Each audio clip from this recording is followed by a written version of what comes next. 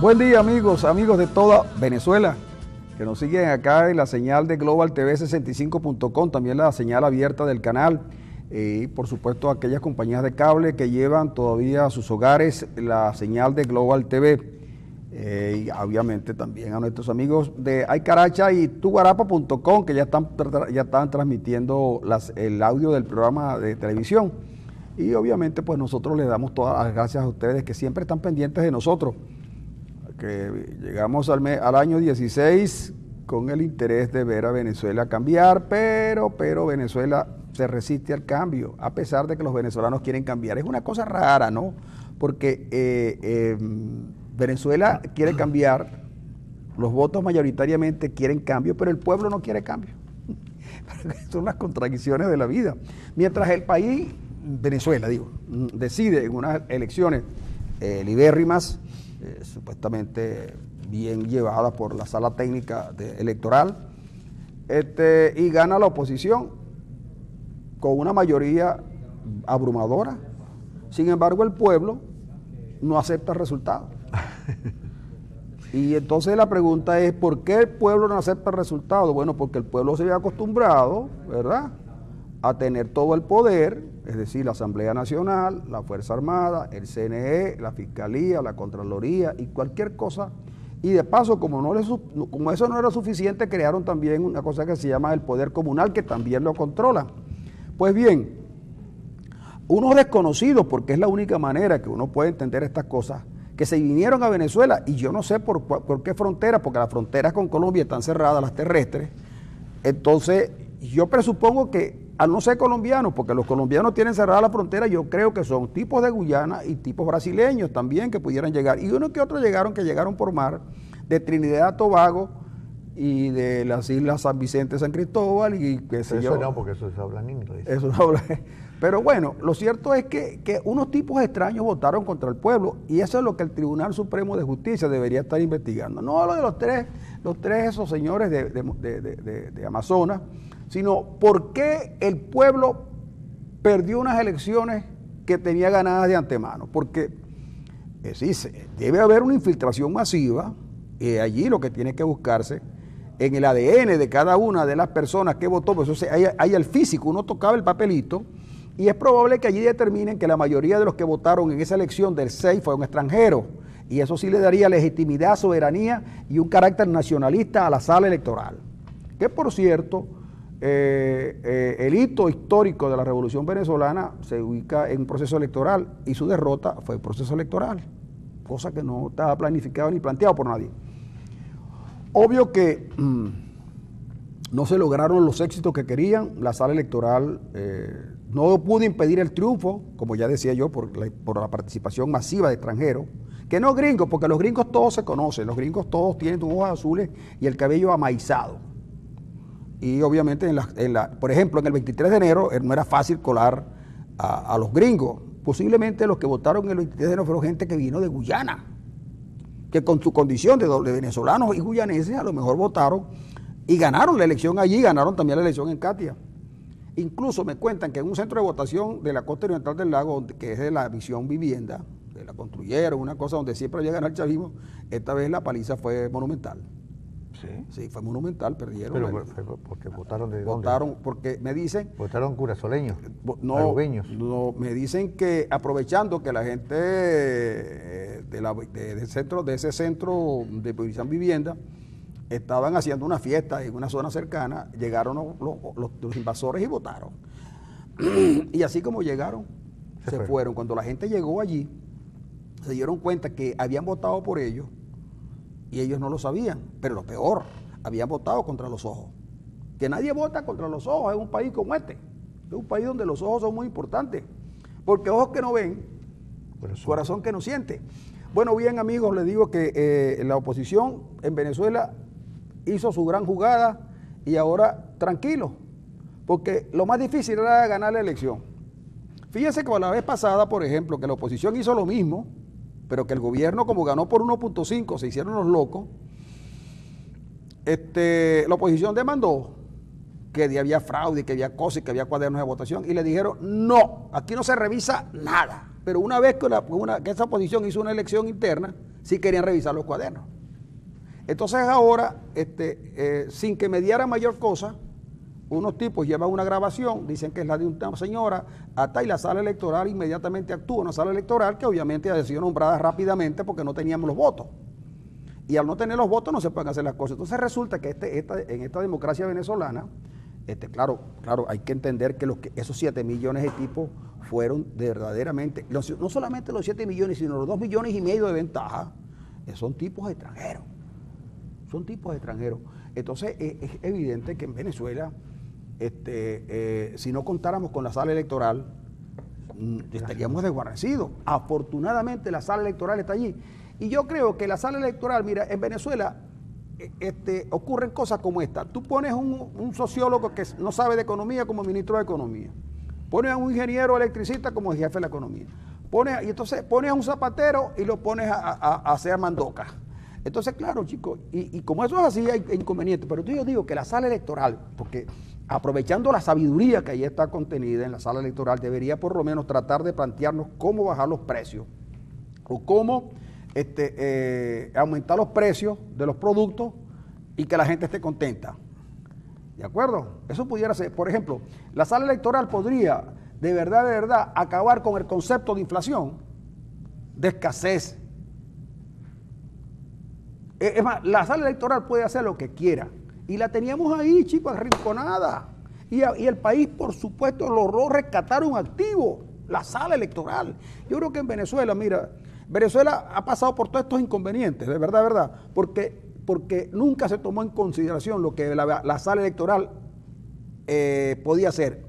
Pero claro, también hay que reconocer el refuerzo que el 23 de diciembre, día antes de Navidad, pues, los tipos buscaron los mejores, los más esclarecidos, los colocaron en la sala electoral, mira, y enseguida produjeron lo que tenían que producirse.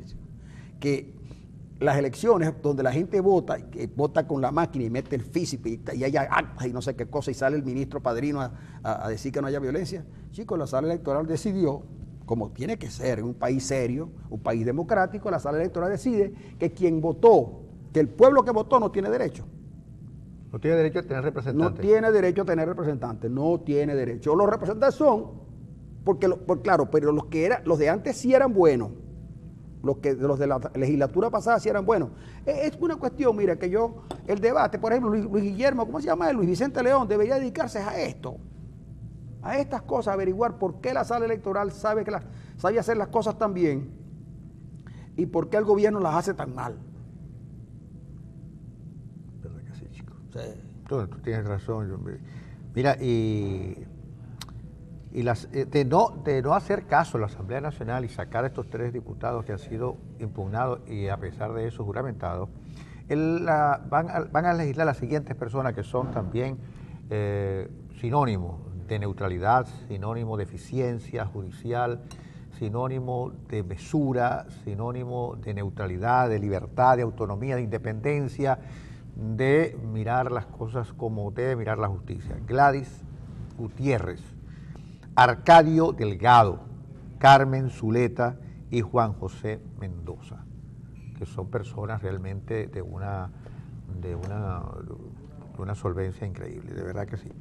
Ahora mira, cuestión aparte, yo creo que aquí hemos descuidado una cosa que en estos 17 años se ha ido constituyendo y que nos ha pasado por debajo de la mesa, que es un aparato de poder autoritario. Es decir, hemos dicho que esto es una dictadura, qué sé yo, pero una vez que gana la oposición, este aparato se pone a funcionar, la dinámica pone a funcionar, y ya lo vemos, tú lo has dicho bastante bien, la sala electoral resulta ser que está colocada por encima de la soberanía popular, porque Chávez lo dijo miles de veces, la palabra del pueblo es la palabra de Dios, pero resulta que hay un Dios bueno y un Dios malo.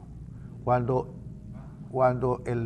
hay una expresión del pueblo en la que favorece a la oposición, ese Dios que ha hablado es un Dios perverso, es un Dios malo, porque el Dios bueno es el Dios que siempre optó por el oficialismo.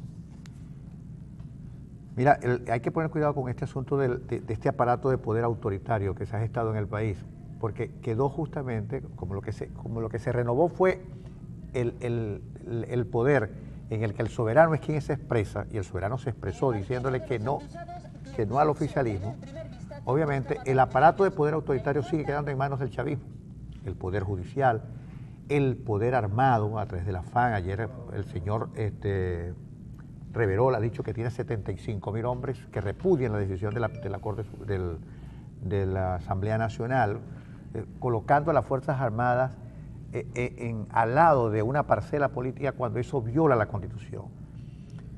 Entonces, tenemos todo el poder autoritario en manos del Ejecutivo, de verdad, en serio, y eso sí es preocupante, porque lo que está demostrando el oficialismo es que no conoce límites para quedarse en el poder.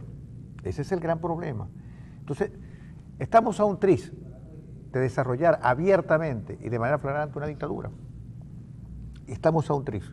Y yo creo que el gobierno debe retroceder un poco, reconocer que perdió, darle la facultad a la Asamblea Nacional de que despliegue todo su poder soberano y quedarse y empezar a renovar y a reestructurar su política y sobre todo a gobernar.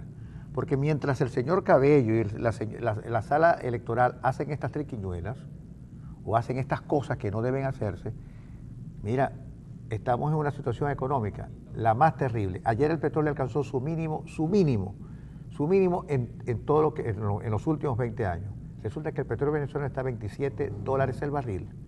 ¿Qué nos dice el gobierno a propósito de esto? De que el precio del petróleo alcanzó $27 el barril. ¿Qué nos dice el gobierno a propósito de que la inflación está en el 207%? Que el desabastecimiento es increíble y la inseguridad es terrible. ¿Qué nos dice el gobierno? No nos dice nada. Porque están preocupados, porque unos cuadros fueron bajados del Parlamento y porque eso mancilla el honor de uno de los valores patrios fundamentales del país. Una cosa totalmente insólita. Gobiernen, es lo que les toca. Gobiernen. Pero fíjate una cosa, Arenas,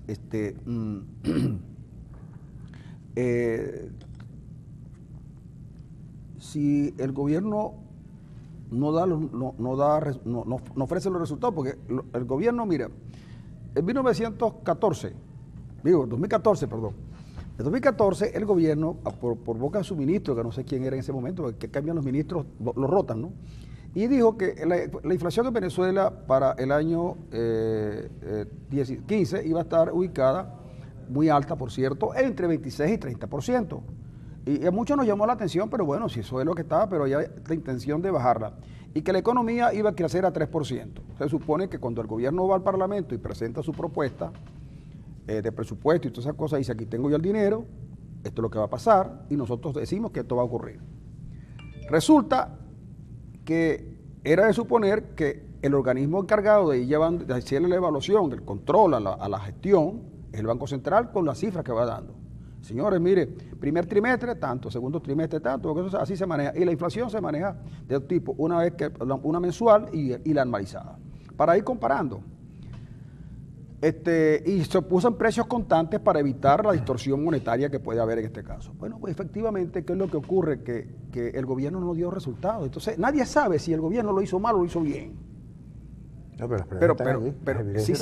pero nadie sabe por las cifras, porque tú tienes, como si tú tuvieras que hacer una investigación hoy sobre la economía venezolana. No puedo. Tú no lo podrías hacer porque tú no tienes información confiable del organismo que debería darla. Yo me acuerdo que en una época, cuando yo hace ya tiempo trabajaba en la cuestión agrícola, nosotros teníamos las cifras del Ministerio de Agricultura y Cría, que eran cifras recolectadas por el Ministerio, y a pesar de que eran cifras oficiales, nosotros contrastábamos esas cifras del Ministerio de Agricultura y Cría con las cifras del Banco Central, las que se podían, para tratar de saber efectivamente si no nos estaban metiendo gatos bolívares, porque como el Banco Central es un banco independiente y el Ministerio de Agricultura y Cría era un organismo del gobierno, entonces uno tenía que tener ahí un margen para estudiar. Ahora no hay nada de eso. Entonces tú no sabes de verdad cuál fue la gestión, si la gestión fue buena o la gestión fue mala. ¿Quién sí se dio cuenta de que la gestión no fue buena? La gente. Los que tenían que refrendar con sus votos Claro. el éxito o el fracaso de la gestión. La gente se dio cuenta que la inflación no importa que el Banco Central no la dé, no importa que Merente, por estar distraído en su casa de playa o en sus placeres cotidianos, no sepa lo que pasa en el Banco Central, pero la gente sí sabe, la gente lo sabe y sufre. El venezolano de la calle sabe y sufre, y por eso es que el gobierno no supo entender qué fue lo que pasó, pero yo también creo que la oposición no logró comprender del todo que lo que el venezolano tiene es una angustia por seguir viviendo. Es decir, el venezolano lo que está pidiendo hoy es que lo dejen vivir. que lo dejen vivir en paz. Y entonces lo que ve la población es que las fuerzas policiales perdieron el enfrentamiento con la delincuencia. Y los militares, que son, digamos, un reservorio importante de soberanía, de tranquilidad y de paz, en vez de estar preocupados de por qué se están perdiendo las granadas, los fusiles, las pistolas y armas de alto calibre de los cuarteles, están preocupados porque sacaron o no del Parlamento, del Palacio Legislativo, sacaron unas imágenes que a lo mejor no están bien sacadas, o a lo mejor sí.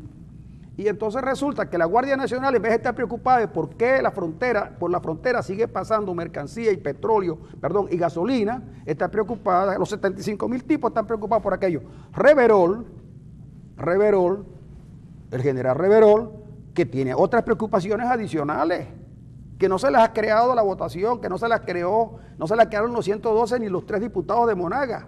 Las preocupaciones adicionales de Reverol son las que lo tienen que llevar a pensar mejor. Entonces, este es un país, Arena, mira, donde las cosas no ocurren como ocurren en otros países. Pero lo que hay es que está claro, aquí ya la gente decidió coger un camino, lo cogió y no lo pueden evitar. Y no lo pueden evitar, ¿sabes por qué? Porque colocando a Aristóbulo, no pueden resolver lo que dice hoy, mira. ¿Qué es lo que trae la emergencia económica? La van a llevar al Parlamento. ¿A cuál Parlamento van a llevar la emergencia? Aquí está. ¿A qué Parlamento van a llevar la emergencia económica? ¿A cuál? Al comunal. Y entonces resulta que lo que el Parlamento decida sobre la emergencia económica, según Diosdado Cabello y Elías Agua y la señora Gutiérrez, es nulo. Y entonces, ¿para qué va a ir Maduro al Parlamento? Que no vaya. Pero lo que sí va a ir es lo siguiente: si devalúa, si aumenta la gasolina y no aumentan los salarios de este país, no es que van a sacar 55, es que no van a sacar nada. Es que no van a sacar nada, de verdad. Porque los tipos están preocupados llenando las calles de Caracas de afiches con la figura de Chávez. Pero esos son unos ociosos que no tienen nada que hacer, porque la gente sigue haciendo colas. La gente sigue haciendo colas. La gente tiene angustia porque puede morirse en cualquier momento, porque las medicinas que tiene que tomar no las consigue. Lo digo por experiencia propia. Yo necesito una medicina, aprobé el de 150 y ya tengo días que no la tomo. ¿Por qué no la consigo? Y yo tengo todavía una oportunidad. Pero el que no la tiene, de verdad. Entonces, oye, yo muchas veces, a mí no me gustan las confrontaciones, pero tampoco me gustan las amenazas. El general Padrino, yo no lo conozco, no sé quién es, y me interesaría sí conocer al general Padrino. El general Padrino últimamente lo que hace es amenazar. Tenemos la fuerza, pero cuando los enemigos externos nos han tocado por allí, por las partes nobles, ¿qué hemos hecho? Nada. Amenazamos al pueblo venezolano indefenso. A ese sí le amenazamos, le somos fuertes. Pero cuando nos tocan las partes nobles, los extranjeros, ¿qué hacemos? Ahí está la Exxon, tranquilazo. Tranquilazos los de la Exxon con la gente de Guyana, ampliando la zona para la exploración, para la explotación. ¿Y nosotros? Sí, entonces, miren, yo qué les digo, es que a mí no me gusta hablar de estos temas porque como me apasionan tanto, me llenan de angustia. No, pero fíjate, yo creo que es importante, yo creo que se justifica tu angustia, yo creo que cualquiera debe preocuparse. Las declaraciones de Padrino López, las declaraciones de Reverol, las declaraciones de Diosdado, las declaraciones oficialistas tienen que preocupar. La decisión del Tribunal Supremo, de la Sala Electoral, debe preocupar, chicos, porque son salidas autoritarias. La gente demostró que quiere democracia, que quiere paz, que quiere desarrollo, que quiere progreso y que quiere una economía más sana. Pero resulta que nos han brindado en 17 años todo lo contrario. Decisiones arbitrarias, inseguridad, Mira, tú lo has dicho una cosa, aquí hay un problema gravísimo que es el problema de la salud. Resulta que se ha convertido en un dicho popular en Maracaibo, es decir, que si no te ha dado Zika, eres un marciano. Resulta que hay epidemias que inclusive creíamos que se habían ido y resulta que no, se nos instalaron en el corazón del país. Paludismo o malaria, cualquier cosa que la habíamos prácticamente liquidado en el país por nuestro desarrollo, por lo que fuese, inclusive por los malos gobiernos de la Cuarta República, como dicen algunos sectores. Resulta que esas enfermedades habían sido totalmente liquidadas. Bueno, reaparecieron porque aquí no hay fumigaciones, nadie recoge la basura, nadie atiende las ciudades, nadie atiende las necesidades de la gente. Bueno, pues resulta que preocupados por otras cosas. Y yo te digo, mira, hay que poner su acento en lo que yo te he dicho. Yo creo que es una preocupación enorme escuchar las declaraciones de Reverol y de Padrino López. Yo creo que esas declaraciones la Fuerza Armada no las puede dar, porque las Fuerzas Armadas no pertenecen a un partido, no pertenecen a ninguna parcela política. Las Fuerzas Armadas son de la nación.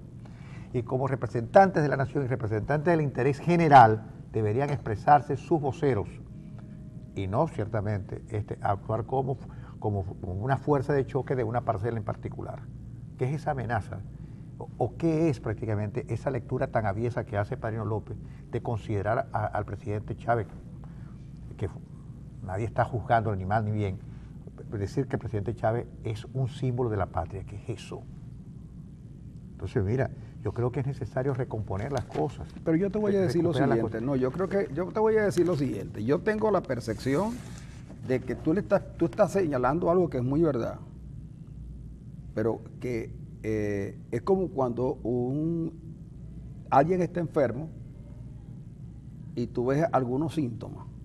Lo que estás viendo es lo que siempre hubo. Lo que pasa es que en Venezuela la gente se olvida, por ejemplo, que por mucho tiempo le decían, no, es que esos van a hacer trampas en las mesas electorales, no, que eso van a hacer trampas, y muchos decíamos, eso no es posible, mientras la máquina esté allí no es posible, pero mucha gente, ¿para qué voy a votar si me van a robar las elecciones? La oposición, yo no diría la oposición, diría los venezolanos, porque hay que hablar de los venezolanos. Los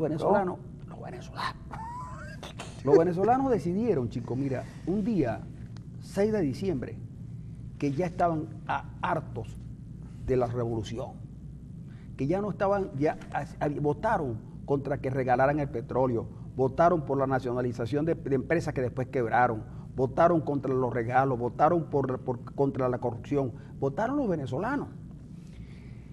Y lo más difícil para los venezolanos, porque no voy a hablar de oposición, para los venezolanos fue ganar las elecciones, porque las ganaron contra todo pronóstico, y además de ganarla contra todo pronóstico, la ganaron irrefutablemente, es decir, imposible que se pudiera tener. Entonces, ¿qué es lo que viene?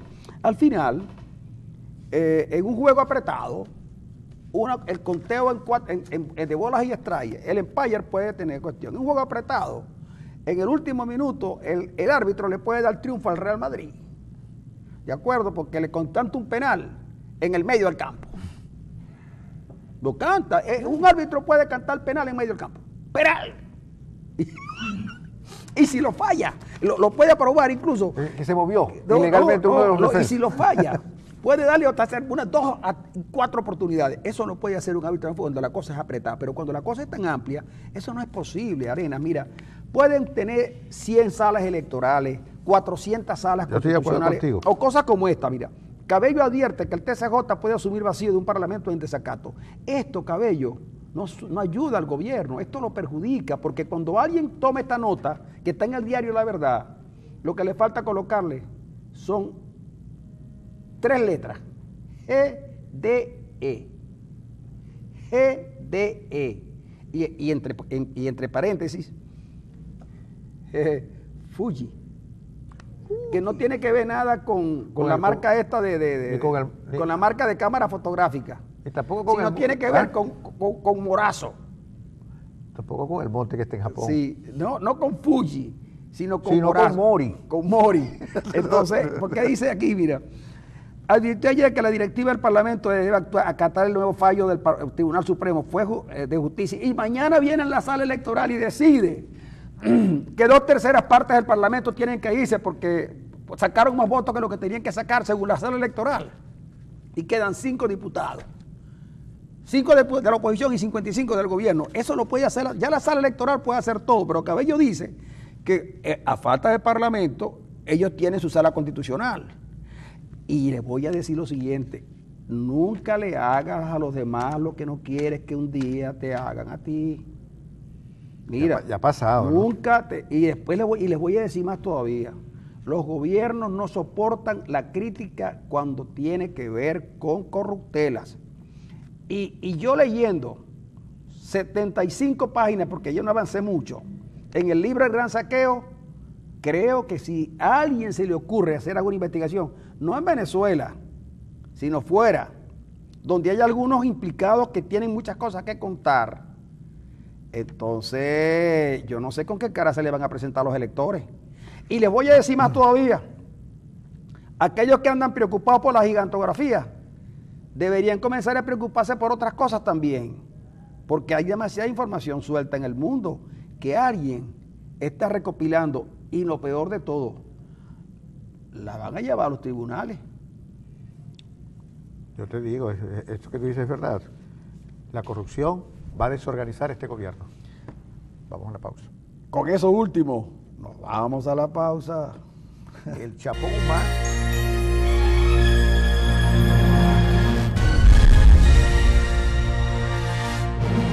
Oye, el retrato de mamá con Felipe Pirela, ¿verdad? Que Pirela, chico, Pirela sigue causando polémica porque Pirela, Diego Rica hizo una novela, una película que protagonizó Nacho, bueno, más o menos sobre algunas cosas de la vida de Pirela. Tampoco pretendía la película llegar a ser exhaustiva sobre todo lo de Pirela. Más o menos la ambientaron como hacen los cineastas, tratando de comunicar algo que lo que ellos creían, pues. Y obviamente cuando se trata de hacer este tipo de trabajo, puede ser que no sea exhaustivo con respecto a lo que la gente esperaba de ellos, pero ese es el trabajo del artista, del creador. Entonces hay algunos que se quejan de que Pirela no, de que ese Pirela no está ahí, que Pirela, que había que decir más cosas personales de Pirela para que fuera tal y no. Pero a mí le voy a decir lo siguiente, y lo voy a decir con la ingenuidad del que no sabe. A mí me gustó la película. Yo la vi bien, me pareció bien. Y además porque el guión lo hizo una persona, el guión lo montaron sobre el trabajo de Eduardo Fernández, que hizo un trabajo de recopilación de información sobre la vida de Pirela y le quedó bien. Y yo sé que habrá mejores trabajos que ese, y seguramente si alguien se dignara a hacer una película de Pirela, que por cierto que los muy críticos de ahora nunca plantearon hacerle ningún homenaje a Pirela. Y uno de los más críticos, yo nunca lo vi que le gustara a Pirela, al contrario, no le gustaba la música de Pirela porque era rocolera. Y ahora es un crítico serio, porque yo creo que nunca oyó a Pirela. Yo sí lo oí muchas veces y lo sigo oyendo, porque Pirela él cantaba de una manera que donde no impostaba la voz. Los que yo he oído grabaciones de conversaciones de Pirela, y hablaba igualito. Y habla igualito como cantaba, con un sentimiento natural, igual que cuando tú oyes las conversaciones de Héctor Lavoe, y sabes que el tipo no está impostando la voz. El tipo cantaba con un sentimiento natural. Y eso a los más legos, o tal vez los más ingenuos, o los más ignorantes, puede ser, les nos gusta, pero la película no les gustó a los más sabios. Los críticos deben tener un problema serio, porque yo creo que a veces los críticos son artistas a veces frustrados, que como no pueden llenar el vacío que el artista criticado llenó, entonces se ensañan contra él. Entonces, a veces la actitud de los críticos a veces es demasiado tontísima. Es decir, alguien dijo que, hablando de uno de los famosos críticos, uno de los más grandes críticos dice que nadie lo recuerda por una obra importante realizada por él, pero todo el mundo recuerda que no quedó títere sin cabeza cuando él hablaba. No, y pasan cosas como esta. Fíjate tú, por ejemplo, uno de esos es la gaita, ¿no? Hay unos tipos que en Maracaibo, y yo creo que ellos dicen que la gaita está en decadencia y tal, y es probable que así sea, porque tú no sientes que la cadencia sea la misma y que la interpretación sea la misma, incluso los temas, la temática pareciera que no ayuda, pero yo creo que de alguna manera, si bien es cierto que faltan compositores que puedan narrar la realidad, y ejecutantes y cantantes, a lo mejor eso también es cierto, pero yo tengo la impresión de que una vez que la gaita se convirtió en lo que realmente fue, digamos, toda la parte de la década del 70, 75, más arriba, 80 y tanto, hasta ahí, pero entonces aparecieron los académicos, ¿no? Los que le pusieron a la gaita un corset.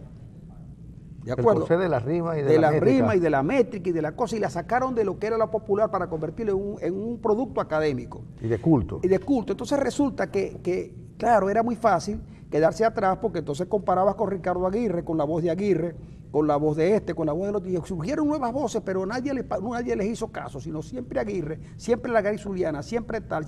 Y entonces resulta que esos académicos, entonces no solamente lograron asaltar la gaita como tal, sino que lograron entonces hacerse dueños de los concursos. Y entonces, ellos ponían las condiciones, entonces que fueron reduciendo la gaita a lo que no era, a un producto académico que no es tal. Los tipos imagínate tú, la realidad por un lado y la presión del otro lado impidieron que aquí entonces hubo un desbarajuste. Entonces así pasa con el cine, hay películas malas, hay películas buenas, historias bien contadas y historias mal contadas. Hay libros, por ejemplo, que fueron brillantes después que se hizo la película. Después de la película se hicieron los libros mejores. La gente dice, la película es mejor que el libro, porque el cineasta supo contar. Pero lo que preocupa es que a veces ocurre como le pasaba a un compañero de trabajo que yo tuve en la universidad. El tipo era un crítico, tú hacías un trabajo y el tipo tenía una habilidad para desconstruirlo, para criticarlo, y muchas veces con mucha razón, con mucho argumento. Y yo un día le pregunté, ¿y por qué tú que sabes tanto para destruir los trabajos que uno hace? ¿Por qué tú no escribes, chico? ¿Por qué tú no haces una investigación y pruebas todo lo que tú sabes? Y me dijo que no lo sé hacer. Mi oficio es destruir. Es amargarle la vida. Pero así, y en eso ayudaba mucho porque con sus críticas uno avanzaba, pero ya estaba allí. Sí, pero hay gente que está acostumbrada a eso, cuyo objetivo es destruir y no construir nada. Muchos de los críticos tienen esa naturaleza casi metida en el ADN. Destruyen y no construyen. Y uno lo ve muchas veces, en muchos ámbitos, inclusive en los más sensibles para las grandes mayorías, que es el arte de gobernar. Se olvidan de la gobernanza y entonces se hacen pésimos gobiernos y peor aún, se asumen como gobiernos que hacen felices a la gente. Pero los resultados son que la gente no es feliz. Pero fíjate, a veces, pero logran cosas maravillosas. Yo te voy a contar una de las cosas que a mí me parece maravillosa que ha logrado este gobierno en 17 años. Le ha inculcado a los venezolanos que hay una manera políticamente correcta de obrar en política. Es decir, yo puedo obrar de manera correcta en política y puedo obrar de manera incorrecta en política. Y permanentemente suponen que la prudencia genera siempre éxito. Y no siempre la prudencia genera éxito. Yo creo que la posición de Capriles generó éxito, la prudencia. Se es prudente porque se fue realista en algún momento y optó por la salida electoral, que yo creo que es la que da fruto. La salida de Chugo Torrealba, con prudencia, con respecto al problema este de Ramos Alú y los retratos, yo creo que fue malo. Y en lugar de generar cosas buenas para la mesa de la unidad, pudiera haber generado un cisma temprano y sin necesidad. Porque no siempre la prudencia redunda en éxito político. La prudencia en este caso particular es falta de visión de ir más allá. Es decir, de enmendarle la plana a Ramos Alú, pidiendo disculpas.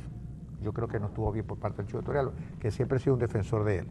Pero en este caso particular, yo creo que la salida era dejar que eso fluyera solo, fluyera y se ahogara prácticamente en el camino, pero no enmendarle la plana a Ramos Alú y decirle, mire, hemos herido sensibilidades, perdonen ustedes, como si de eso se tratara.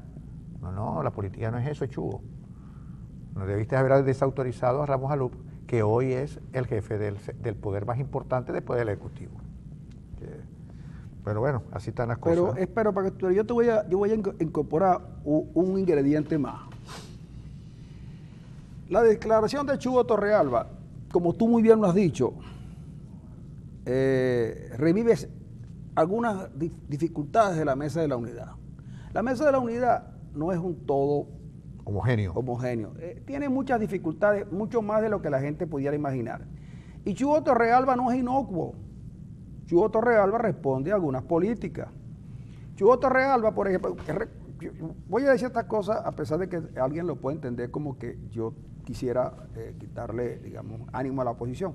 Pero Capriles se lanzó al siguiente día de las elecciones, o la misma noche de las elecciones, candidato presidencial.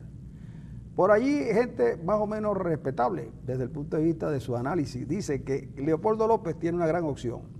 Capriles salió a criticar a Leopoldo López. Ahora, Primero Justicia siempre ha tenido la propuesta de querer ser la respuesta al chavismo. Nadie más, ellos solos. Y entonces ellos han venido trabajando y han tenido éxito, relativo, pero han tenido éxito en esa política. Entonces yo sé, por ejemplo, que Julio Borges no quería ser presidente de la Asamblea Nacional el primer año. Vaya usted a saber por qué. Otros dicen que sí, pero a Borges no le gustó el desplante de Ramos a Luque. Yo digo que pudo haber sido lo mismo, pero sin esas cositas, sin esas cosas de Ramos que lo hacen un carrito chocón innecesario. Lo hace odiosito. Lo hace odioso, pues, un tipo odioso. Luego viene la otra cosa con lo de Ramos. Bueno, está bien, ya pasó y además había explicaciones suficientes como para decirle, mire, vamos a poner la discusión en otro nivel si es que vamos a debatir sobre el tema. Pero no, salió Chugo Torrealba a pedir perdón. Y los chavistas le dijeron, nosotros no, es que el problema de los chavistas no era el perdón de Chugo, el problema de los chavistas era sacar la discusión de donde estaba para otro lugar.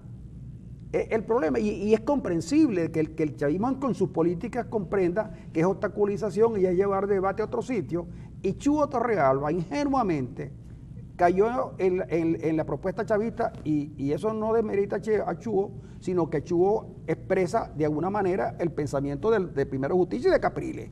Chugo es un representante de Capriles, de los intereses de Capriles. Entonces, obviamente, como él veo el bloque Nuevo Tiempo, AD, Voluntad Popular, que pudiera llevar a Leopoldo a la presidencia, Chugo se adelanta. Entonces, la gente no sabe estas cosas, pero esas son, ahí están. Y ojalá tuviéramos oportunidad de debatirlo con ellos para que entonces me desmintieran a mí, que soy el que estoy haciendo la aseveración. Pero es lo que hay. Ahora, en política se cometen errores, claro que se cometen errores. Lo que pasa es que los errores, cuando se trata de enmendar, a veces se comete un error más grande. No tenía necesidad de recibir ese tratamiento que les dio el chavismo. No queremos perdonarlos, porque tampoco es verdad que Chugo Torrealba viene de una alta escuela de la política. Chugo Torrealba es un venezolano que hizo un buen trabajo, ciertamente que sí, no se le puede desconocer, pero no tiene por qué acertar siempre. No tiene por qué acertar siempre. Y obviamente la oposición escogió a Ramos Alú porque ese era el que tenía. A mí probablemente me hubiera gustado uno que tuviera la sabiduría parlamentaria y el conocimiento de las cosas que tiene Henry Ramos, con alguien que tuviera más claridad acerca del futuro político del país. Porque al chavismo hay que irlo llevando poco a poco a posiciones democráticas, porque no les queda otro camino. Ahora, fíjate, hoy es que se presenta el plan de emergencia. El plan de emergencia no tiene ningún sentido. El plan de emergencia lo va a presentar el gobierno un poco para colocar la pelota en los pies de la Asamblea y empezar a responsabilizar a la Asamblea de no asumir ese plan de emergencia y endosarle la profundización de esta crisis que está de anteojito que va a venir, porque el gobierno ha cambiado los hombres, pero no ha cambiado el modelo. Y lo que tiene que hacer la Asamblea es lo que dice hoy un articulista en el Nacional, es presentar un proyecto alternativo a ese modelo, a ese proyecto de emergencia. Eso es lo que tiene que hacer la mesa. Si la mesa debe reunirse de nuevo, decir, bueno, mira, en toda la campaña electoral nos dio éxito plantear los problemas del país y que la gente los asumiera de verdad. Bueno, volver a eso, que las elecciones después se discute lo demás. Si es Capriles, es López o es otro. Pero lo importante hoy es discutir qué le vamos a proponer al país como alternativa para sacarlo del marasmo en que está. Eso es lo de anteojito, es decir, no hay más. El problema del país sigue siendo el mismo, que tenemos una crisis económica descomunal que de no resolverse se va a llevar el país por los cachos. Entonces hay que sentarse, la mesa, el deber que tiene la mesa hoy en día es sentarse de nuevo, volver a discutir en términos de unidad, porque perfectamente la unidad es lo que hace, es lo que puede sacarnos a nosotros de esta situación y presentar un proyecto alternativo viable, gobernable, a corto plazo. Pero fíjate tú lo siguiente, Arenas, lleven a la cuestión, pues yo no le tengo muy, a mí no me preocupa mucho las salas electorales y eso es gas, chico, eso es gas. Como decía un gran amigo, o un amigo que está en Caracas, Freddy Rincón, él decía cuando esas discusiones eran así como medio, había mucha retórica, es pura maroma de boca. No tenía mayor importancia. Pero vamos a suponer que el gobierno llega con el ministro de Finanzas, que es un muchacho bastante bien formado y tiene suficiente. Por cierto que ayer una amiga común, Carmen Vázquez, publicó como 8 o 9 currículum de los ministros de Economía de varios países, de Argentina, Brasil, México, Costa Rica, Colombia y tal.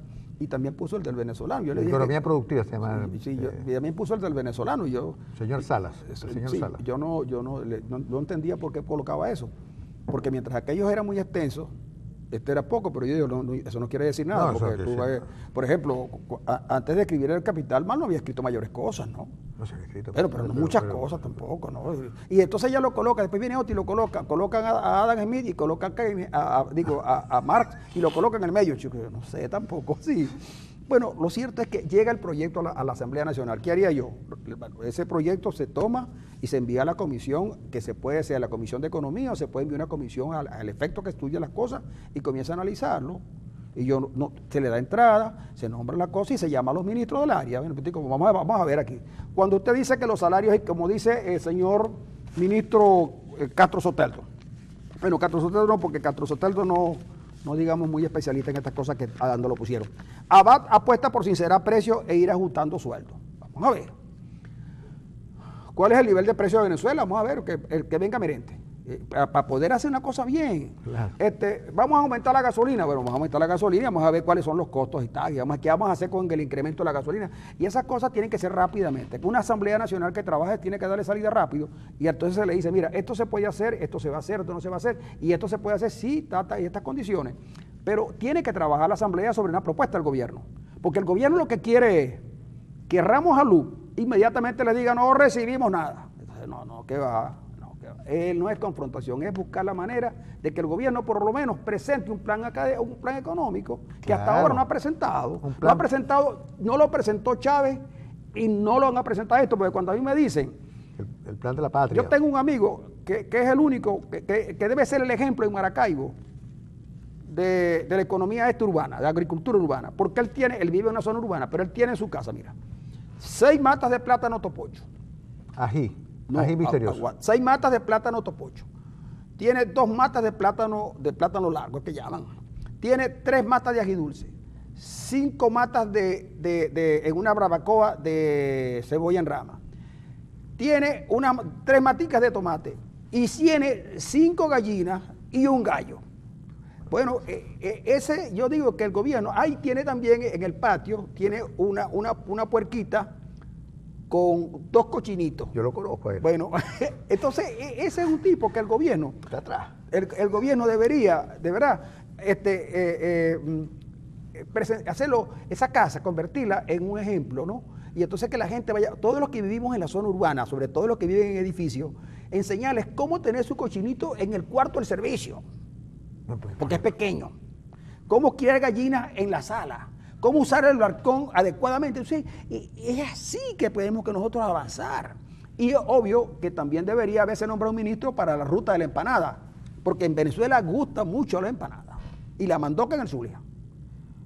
Chico, pero yo, ahora que está diciendo, ahora me queda más claro los asuntos de la agricultura urbana, porque yo en verdad no entendía muy bien. Se trata de recuperar aquella cosa claro, chico, de los cultivos organopónicos. Sí, recuperarlos porque en su momento tuvieron mucho éxito. Ahora que fue que vendimos nosotros lechuga. Es más, fíjate tú, Arena, uno de los éxitos del gobierno fue el esquí del conuco. ¿Por qué, Arena? Porque la gente le daban la cochinita con 2 cochinitos. Para ver, en los primeros 5 meses se comieron el primer lechoncito. Uno de los cochinitos. Uno de los cochinitos. Y aquella fiesta, hermano. Y los tipos decían, ahí gritaban, cuando se ya estaban, así es que se gobierna. En las otras semanas se comieron el otro cochinito, el otro lechoncito. A ese le metieron una manzana que eran baratas en aquella época. Y comieron como los ricos. Oye, ya se habían comido los dos ¿Y cochinos. gritaban cómo? Así que se comieron. Un día, chicos, ya sin nada que conseguir, pasó un tipo y les compró la cochina. Y no la partieron.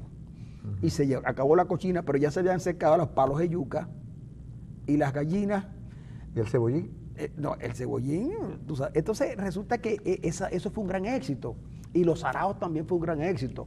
¿Cómo se llaman los cultivos organopónicos? Pero también los gallineros verticales. Los gallineros verticales fracasaron aquí en Venezuela después que Arias Cárdenas, en un mal momento, se puso a hablar de las gallinas. Sí, Es más, Maduro dijo que él tenía en su casa 50 gallinas. Sí. Que él y Cilia tenían en su casa 50 gallinas, que era una señal. Es más, este es un país que ha avanzado tanto que los trabajadores de CanTV, para probar que se puede hacer agricultura en la ciudad, le enviaron a Maduro medio kilo de caraota cultivada por ellos. Con razón, uno cuando va a hacer un reclamo a la CanTV no lo consigue, lo están cultivando. Porque es que este país, Arena, los que tienen que trabajar en la electrónica y en la CanTV están cultivando caraotas. Los que cultivan caraotas por eso la CanTV no sirve. Y por eso yo celebro. Y fíjate qué curioso, porque se equivocan las funciones. Los ingenieros van para la economía, los sociólogos van para tal cosa, y se equivocan las funciones. La gente que recoge la basura tienen asignada una ruta, y si tienen basura al lado, no la recogen. Por eso yo celebro, mire, nadie como yo, mire, yo celebro que en Venezuela hay una sala electoral. ¿Qué sería de este país sin una sala electoral? No, es verdad. ¿Qué capaz? Pero claro, chicos, lo que hay es que ponerle tareas a la sala electoral. En vez de estar cambiando gabinete y poniendo Aristóbulo. Nombremos una sala electoral. Una sala electoral, y que el Estado Mayor Eléctrico, no señor, la sala electoral eléctrica, la sala electoral del agua, la sala electoral de los precios. La sala electoral de la inflación, para bajar la inflación. Por decreto. Claro. Pero es que además, chico, el presidente... Mira, esa idea me parece fabulosa. No, mira, y yo te voy a decir más todavía, el presidente dice que no lo dejan gobernar, a pesar de que tiene 20 y pico gobernaciones, no sé cuántas alcaldías, la mayoría de los concejales, la Asamblea Nacional, toda esa cosa la tenía el presidente para gobernar. Pero ¿por qué el presidente no gobernó? Porque el presidente se dejó, ¿verdad?, convencer de lo que eran sus funciones. En vez de estar dando a leyes habilitantes, el presidente tenía que haber decretado precios del petróleo a $195 el barril. Sí, pero eso tenía que hacerlo Malaquía. Pero si él lo hubiera decretado a tiempo, ese precio no hubiera bajado y los gringos hubieran abandonado la cosa del fracking ese. Ahora, mira lo que es Indira Alfonso, Malaquía Gil y Yané Madrid tienen una gran responsabilidad. Tienen que ponerse a gobernar el país, porque ellos son los representantes legítimos de la sala electoral. Entonces hay que gobernar el país. Indira, Malaquías y Yanet, que sería un buen triunvirato para resolver los grandes problemas del país. Ya resolvieron uno. Tratar de... No, chico, mira, yo te digo, mira, uno no sabe lo que tiene hasta que lo descubre. No, mira. Hasta que lo pierde. Hasta que lo pierde. Fíjate tú, por ejemplo, la señora que era ministro, que era presidente del Tribunal Supremo, llegó a decir un día una cosa con tanta claridad. Ella dijo, mira, que la separación de poderes constituye un anacronismo, sí, y que eso hay que acabarlo. Resulta que ahora, imagínate tú que por un momento... Ella tiene un libro nuevo, se llama El Nuevo Espíritu de las Leyes. El Nuevo Espíritu. Una respuesta a Montesquieu. A Montesquieu. Bueno, seguramente lo tiene y hay que leerlo. Seguramente se lo va a publicar Sergio Dávar. No creo, Sergio Dávar no se puede poner en eso. Entonces, lo que yo digo es que este país necesita que tomar en consideración la necesidad de crear una sala electoral en cada rincón de Venezuela. Sí, y de manera expresa. Tampoco. No. De manera expresa, es decir, rápida, ¿no? Claro. Y sin mucho miramiento, es decir.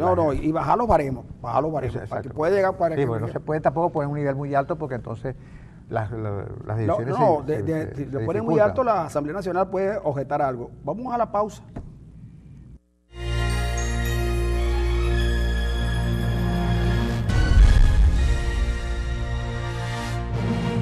Mira, yo estaba emocionado viendo al Cigala, oyéndolo.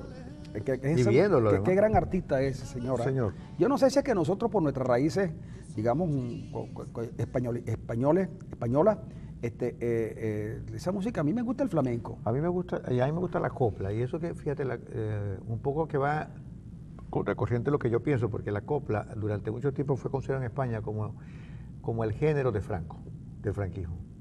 pero no creo, inclusive. Sí, sí, es verdad. Una de las mejores coplas que Rocío de León, de Rafael de León, prácticamente fue un himno en Barcelona, mucho antes de la llegada del franquismo. En 1908, el Rocío se transformó en la canción de los catalanes, pues, ¿no? Y Rafael León, se llama García Lorca, que eran grandes amigos, cultivaron ese género bastante bien. Así que asignarle un sentido político a la copla y decir que es franquista, porque la Piquer era franquista hasta los tuétanos, es una mala crítica a la copla. A mí me gusta, de verdad me gusta mucho Ahora la copla. fíjate, yo la verdad que yo vine a saber de los españoles ya muy tarde, ¿no? Porque yo nací en Margarita y Margarita es un pueblo libre, pues, era más o menos libre. No, yo nací en Maracaibo y hablamos de vos. Sí, y entonces era un pueblo libre y entonces yo sabía que había una zona llamada El Tirano, pero tampoco sabía por qué era. Y además sabía de Fajardo, claro, y de Elisa Cáceres de Arismendi, pero los veía a la distancia, ¿no? Pero, por ejemplo, la música, yo no sé de dónde llegó, pero yo oía una cosa que decía, en Cumaná se canta la malagueña, el mere mare, la copla y el galerón. Y de eso, por supuesto, yo quedé enganchado con el galerón, pues, ¿no? Pero nunca lo canté, ni supe cantarlo, ni además, no me identifiqué mucho con el galerón porque no tuve tiempo, entre otras cosas, ¿no? Pero después lo oí en La Voz de Soledad Bravo y unos galerones. Aquella cosa que decía, no me piden que cante que no puedo, sí. Me duele el alma, me duele el corazón. Y entonces comencé a sentir que con la música se podían decir muchas cosas, hasta que me atrapó la gaita zuliana ya a muy temprana edad. Y a pesar de que me agradó mucho y me sentí con la gaita muy cercano, después volví otra vez a la cuestión oriental, ¿no? Pues esa añoranza, esa nostalgia, ese cantarle al mar, a un mar infinito que nunca se termina, me llenó de cosas, ¿no? Y entonces te dije, bueno, seguramente que cuando nosotros nos poníamos allí viendo el mar, que no sabía para dónde miraba, estábamos mirando a España, que sí. Por cierto, vive también en un mundo de dificultades. Pero yo te quería... Parecida a la nuestra. Muy parecida a la nuestra, sobre todo porque allá también están los monederos. Sí. Pero yo te quería comentar algo que, fíjate tú que el gobierno necesita de la Asamblea Nacional a la hora de nombrar embajadores. O a la hora, un país que tiene apenas en reserva 16.000 millones de dólares, de los cuales una parte está en oro y una parte, la disponible, estaría en 1.500 millones de dólares. Y además tenemos que pagar 10.000 millones este año. Y tiene que pagar una cantidad y tiene que buscar la manera de que le financien el déficit que tiene. Ahora bien, si tú le vas a prestar dinero para Venezuela, tú necesitas el aval de la Asamblea Nacional. Diosdado Cabello sabrá que necesita el aval de la Asamblea Nacional. El gobierno tiene que llegar a acuerdos con la Asamblea simplemente por ese detalle y por otros. Pero, ¿qué es lo que teme el gobierno nacional o algunos jerarcas? Bueno, por ejemplo... Hoy se discute una cosa interesante. Bueno, está bien, pero antes de que se discuta eso, tiene el caso de los 25.000 millones de dólares que tiene que discutir el Parlamento sobre esas empresas de maletín. O los dólares de Cadivi, ¿no? O los dólares de Cadivi. Bueno, algunos casos que han sido olvidados. Exacto.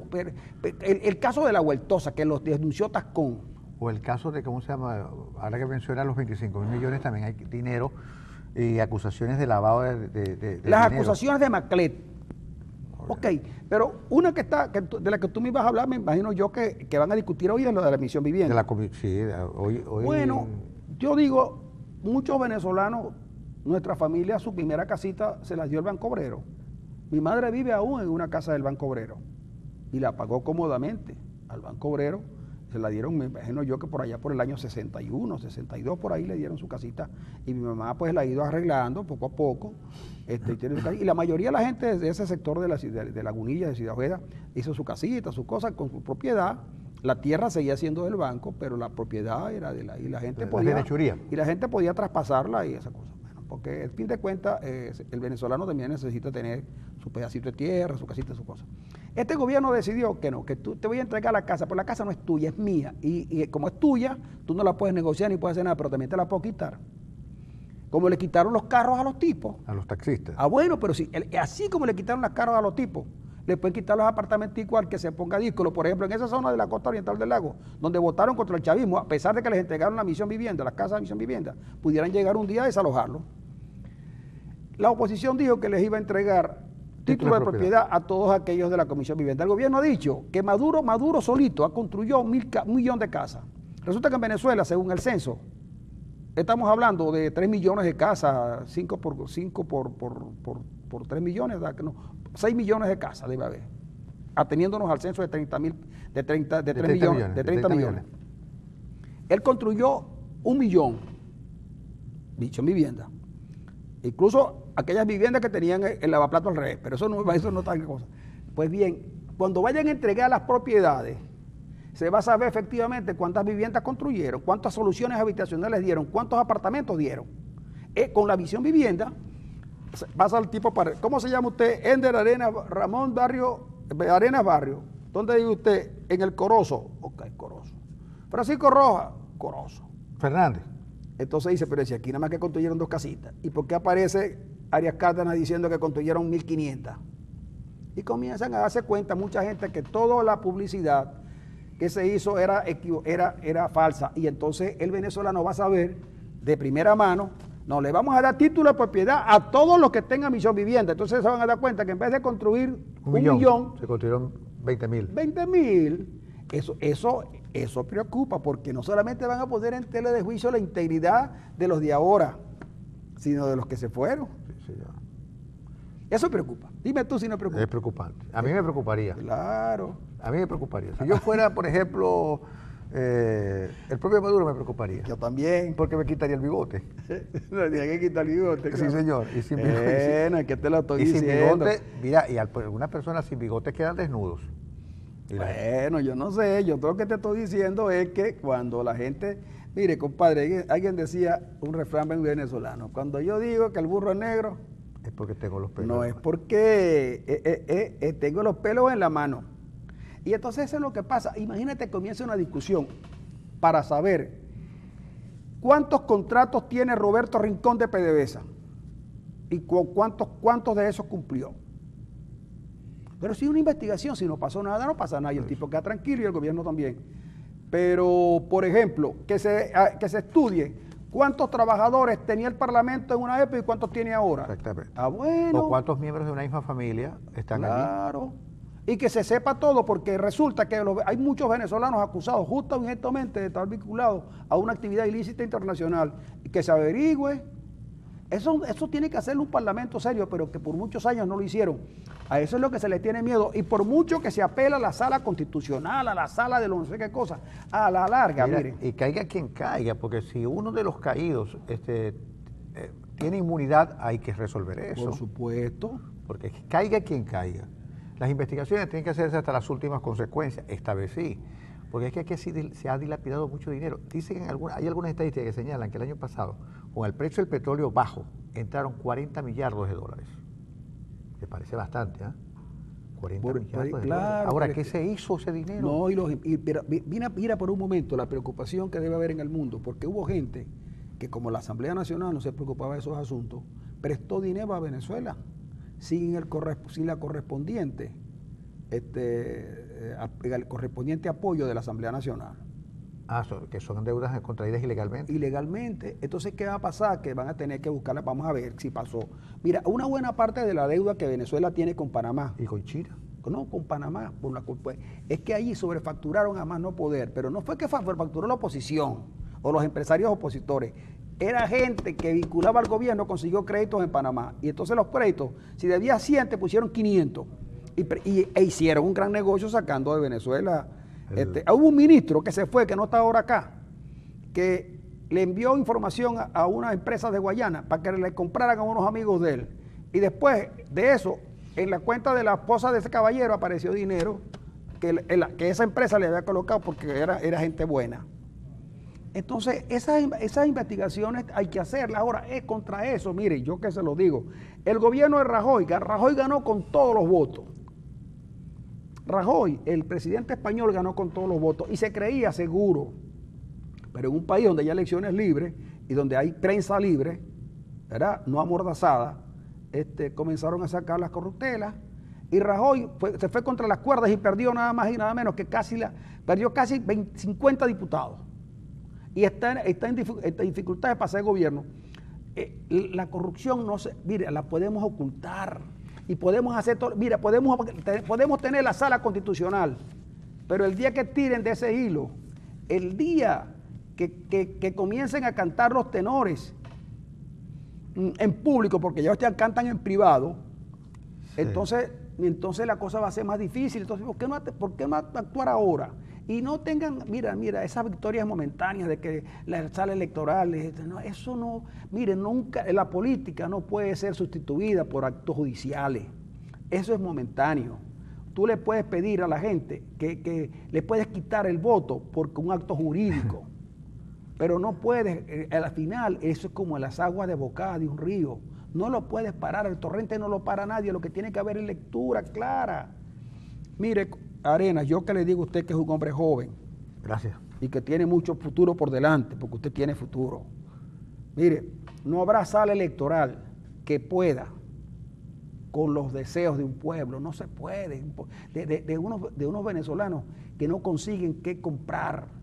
¿Tú crees, a propósito de eso que estás diciendo, una de las declaraciones más increíbles que yo he escuchado es la de María Estela Morales, la antigua presidenta de Morales, que dice que los diputados tienen legitimidad, lo que no tienen es legalidad. Es decir, porque la legalidad la asignan ellos, pero la legitimidad la asigna el pueblo. Pero fíjate, es decir, que tienen legitimidad por origen, pero como quien les asigna legalidad es la sala electoral, entonces desconocen la voz de quien le ha dado originariamente legitimidad.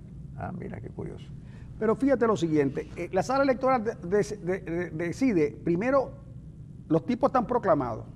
Había que desproclamarlo, pero no lo puede desproclamar el Parlamento porque el Parlamento no los puede desproclamar. El Parlamento lo que tiene que aceptarlo, una vez proclamado. Pero ahora solicita la desincorporación. Si tú solicitas la desincorporación, los tipos están incorporados. Así es. Mira, por cierto, si tú fueras asambleísta, ¿a qué ministros interpelaras primero? ¿A quién? No ministros, sino ¿qué ministro o funcionario? Bueno, yo inmediatamente llamar a Merente. Merente. Claro, Merente. ¿Y a Rodolfo Marco? No, lo dejaría para una segunda oportunidad. No, a ellos dos, primero que nadie. Bueno, pero pueden ser interpelados en comisiones al mismo momento. ¿Y tú crees que irían? Bueno, pudieran no ir, pero es que el hecho de que tú no vayas, de que tú no comparezcas al sitio, no te... Pero pueden estar en desacato y los pueden remover. Pero exacto, pero el presidente de la República y la gente que lo asesora le hicieron aprobar una ley modificando la ley del Banco Central, que la han modificado varias veces. Y Eustoquio Contreras dijo una cosa en el Parlamento que tiene razón. El gobierno tenía temores con el Tribunal Supremo. ¿Y qué hizo? Aumentó el número de miembros del tribunal. Lo hizo el gobierno. Pasaron de 16 o de 15 a 32. Ajá. Pero además lograron jubilar a unos tipos un año antes que le correspondiera la jubilación, para que esta asamblea no los cambiara. Bueno, señores, dice un refrán popular, lo que es bueno para el pavo. El pavo debe ser buena para la pava. Aunque hay cosas que son buenas para la pava que para el pavo no le gustan. Pero tienen que comerse. A veces. Hay cosas que a la pava le gustan que al pavo no. Pero eso sí, atendiendo la generalidad. El pavo es ron. Atendiendo la generalidad de las cosas, lo que es bueno para la pava es bueno para el pavo. Pues bien, bueno, yo siéndole, ustedes creen que entonces lo que hay que hacer es lo siguiente. Entonces vamos a poner un Tribunal Supremo de Justicia de 186 personas. Y buscas, entonces haces el procedimiento bien, con todas las de la ley, con su baremo, con sus cursos universitarios, con su cuestión, y entonces la población participa, y bien. Y señores, modificas la ley, entonces ahora vamos a ver a Diosdado. Entonces llamas a Diosdado, ¿cómo quedamos con esto ahora? Por eso es que la política hay que saberla hacer, por eso es que los actos jurídicos no acaban con la política, pueden momentáneamente. Miren, en Sudáfrica tuvieron preso a Mandela un montón de años. Sí, señor. 25 años nada más. Y le hicieron de todo, le quitaron sus derechos. Pero el tipo regresó e hizo un excelente gobierno. Por eso es que yo digo que nosotros en Venezuela, lejos de estar buscando confrontación, lo que tenemos que buscar acuerdo. Ahora, tú no puedes buscar acuerdo con quien no lo quiere. El problema de Venezuela es que hay una gran cantidad de venezolanos que quieren acuerdo, pero tú no puedes llegar a acuerdo con quien no lo desea.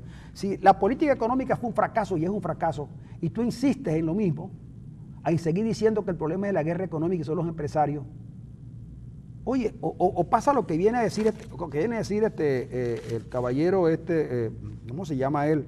Al que acaban de nombrar ministro de la cosa Castro Soteldo. Ministro Castro Soteldo y Arias discutieron temas productivos. Arias Cárdenas tiene como 2 años y medio o 3 años de gobernador. No sé cuántos tiene, pero tiene bastante. Tenía la Asamblea Nacional a su favor, el Consejo Legislativo, el dinero y todo. Y resulta que la producción agrícola no se pudo desarrollar en el Zulia. Y la producción industrial se vino a menos. Y la actividad comercial también. Y entonces, ¿cómo va a venir Castro Soteldo, que ni conoce esta región, y Arias a decir, en su intervención Arias Cárdenas resaltó que los granjeros se les entregarán todos los recursos que necesitan para operar, y porque eso nos entregaste antes? Aquí dijeron que iban a entregar las tierras del sur del lago a los rusos para producir plátano, y que ellos iban a traer unos alevines de esturión para que los maracuchos comiéramos caviar con patacón.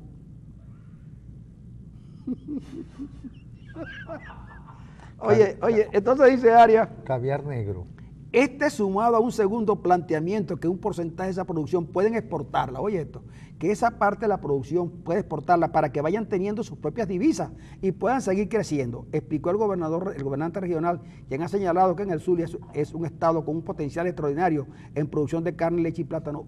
General Arias, usted está recién llegado al Zulia. Siempre fue el Zulia, mire, Arias, siempre fue el Zulia un gran productor de plátano, leche y carne, hasta que llegaron los amigos suyos. El día que llegaron los amigos suyos, bueno, llegó el comandante y mandó a parar. Acabaron con la producción agrícola zuliana. Eso ya se producía en el Zulia, Arias. Es extraño porque Arias vivió aquí un tiempito. Es más, Arias se casó con una muchacha de Campo Rojo que es hermana de Rome Fuenmayor, también de Campo Rojo, que estudió en el Liceo Cuenca, el general Fuenmayor. Y además de Campo Rojo. De Campo Rojo, claro, pero en el campo de la Creole. Entonces, Arias Cárdenas... Yo creo que Arias dejó pasar su momento. Arias se disoció de la realidad zuliana, de verdad. Pero ¿cómo habla de estas cosas y los periódicos se lo recogen? Porque es el discurso oficial. Es decir, Arias sabe perfectamente que su gobierno tiene una gran deuda con el Zulia. Inclusive con aquellos que votaron por él, con los empresarios. Pero dice estas cosas sin convicción. Claro, lo dice porque sabe que no es verdad. ¿Cómo se llama? Que todo está vacío, porque los recursos a lo mejor no llegaron, porque además de eso Mira, compadre, le voy a dar un dato. Cuando la gobernación del estado regentaba el aeropuerto de Maracaibo, era de primera. Pregunta ahora, hasta los amigos del gobierno se atreven a escribir en los periódicos que el aeropuerto, el gobierno está en deuda con el aeropuerto. ¿Sabes que se colonizó con esfuerzo enorme el sur del lago? Por productores zulianos, que salieron de la cañada, muchos de ellos, fueron hasta el sur del lago y lo colonizaron, y limpiaron, ¿cómo se llama? Le ganaron terreno al lago, y hicieron grandes unidades productivas ahí que producían leche, carne, plátano, hasta cacao. Bueno, fíjate, la política de confiscación de tierra, de expropiación de tierra, de expropiación de empresas lácteas, nos tienen en esta situación. Ahora está pasando factura. Bueno, entonces, por ejemplo, viene Castro Soteldo. A mí me hubiera gustado hablar con Castro Soteldo. Es que yo te digo, mira, yo en el fondo de mi corazón, yo hubiera querido que el gobierno triunfara. Ahora, pero tú tienes una pregunta, ¿por qué siempre el sector militar se queda con el sector alimentos? Yo no entiendo, chico. Bueno, yo no entiendo, de verdad. Era Osorio, que era general, ahora es Marco Rodolfo Torres, o Rodolfo Marco. Un general. Que es un general. Pero no voy a decir nada. Pero voy a decir lo siguiente. Los alimentos que se compran en el exterior se compran con $6.30. Y con esto, nos vamos. Saque usted sus conclusiones.